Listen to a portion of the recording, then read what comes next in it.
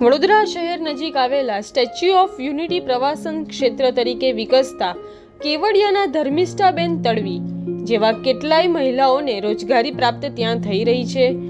તેમના જેવી ઘણી મહિલાઓને આરોગ્ય વનમાં કામ કરીને તેમના જીવનના સપના સાકાર કરી રહ્યા છે। છેલ્લા 5 વર્ષથી મધના વ્યવસાય સાથે સંકળાયેલા ધર્મિષ્ઠાબેન આરોગ્ય વનમાં મધ ઉત્પાદનોની હાટ ચલાવે છે। તો આવો તેમની સાથે આજે આપણે વાત કરીએ। નમસ્તે, મારું નામ તરવી ધર્મિષ્ઠા છે।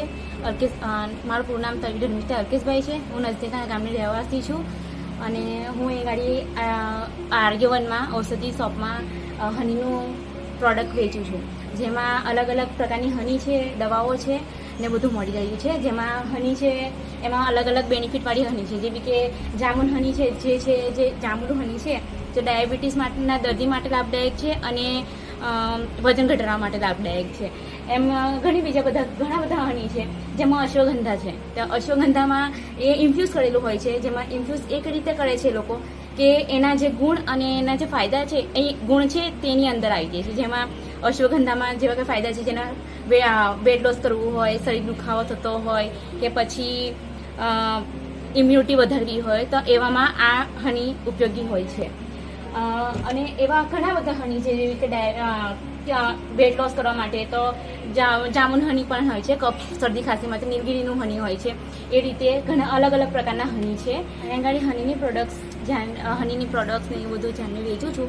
ત્યાંને હું મારા ઘરે અહીંયા આગળ 5 વર્ષથી જોબ કરી રહી છું। 5 વર્ષમાં અમે લોકોએ ઇન્કમ બી એટલી લાવ્યા છે અને હનીની પ્રોડક્ટ વેચ્યા પછી અમે લોકો એની આગળ લોકોને માહિતી આપીએ છીએ। ટુરિસ્ટ આવે છે, ટુરિસ્ટને કહીએ છીએ કે આ પ્રકારનું આ હની લો, આ તે હની લો, કે આ પ્રકારના હનીથી આ ઉપયોગ થાય છે। આ હની જેમ કે ડાયાબિટીસનું હની છે, ડાયાબિટીસ માટે તમે જામુન હની લઈ જાઓ, તેમાંથી તમારે ડાયાબિટીસ ઓછું થશે।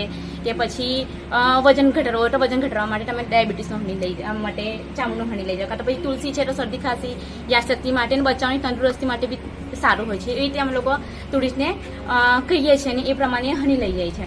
અને પછી અહીંયા ગાડીની જે ઇન્કમ આવે છે એનાથી વધારે ઇન્કમ આવે। તમારે અહીંયા 14 બહેનો છે, તે બધી બહેનોને ઇન્કમ મળે છે, એ લોકોને રોજગાર મળે છે અને અમને બી રોજગાર મળી રહ્યું છે। અને 5 વર્ષમાં અમે લોકોએ એટલી ઇન્કમ આવીએ છીએ, જેટલી ઇન્કમ લાવીએ છીએ તેમાંથી આગળ પડીને અમે ઘર ખર્ચો બી કરી શકીએ છીએ। ઘર ખર્ચમાં છોકરાઓને ભણવામાં હેલ્પ કરી શકીએ છીએ, બચ્ચાઓને આગળ પડતું કરી શકીએ છીએ।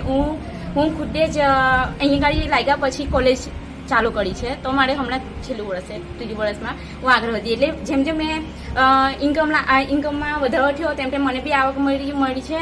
મને બી જેવું કે મને બી જેવું શીખવા મળ્યું, અલગ અલગ શીખવા મળ્યું કે આ વસ્તુથી આવું થઈ છે, આ વસ્તુથી આ થઈ છે। એ પ્રમાણે મને બી શીખવા મળ્યું અને મેં બી આગળ વધી।